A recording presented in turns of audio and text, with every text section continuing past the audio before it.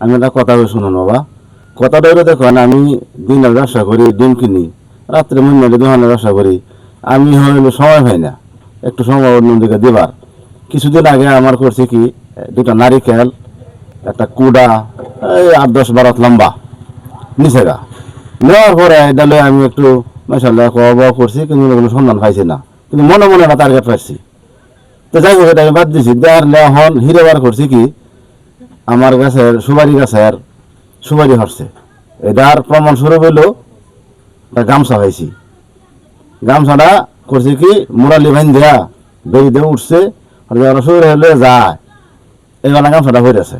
পরে আমি গাছটা লেগে পাইছি, পাওয়া পরে আমি এলাকার কয়েকজনটা দেখাইলাম যে দেখেন গামছাটা করে আমরা চিনা চিনা লাগে, এখন তো এটা রাইতের ব্যাপার, কেলা কি করছে কইতে পারি না, তা গামছাটা আমরা আমি দেখাই।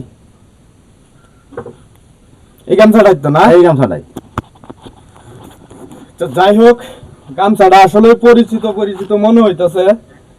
এরপরে যদি আপনাদের কাছে আরো ক্লিয়ার ভাবে পরিচিত মনে হয় তাহলে অবশ্যই জানাবেন।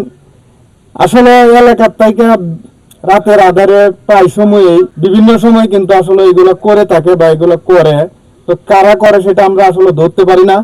তো যেহেতু প্রমাণস্বরূপ গামছাটা রেখে গেছে আমাদের কাছে, তাহলে অবশ্যই আপনারা একটু শনাক্ত করবেন যাতে আমরা তারে ধরতে পারি।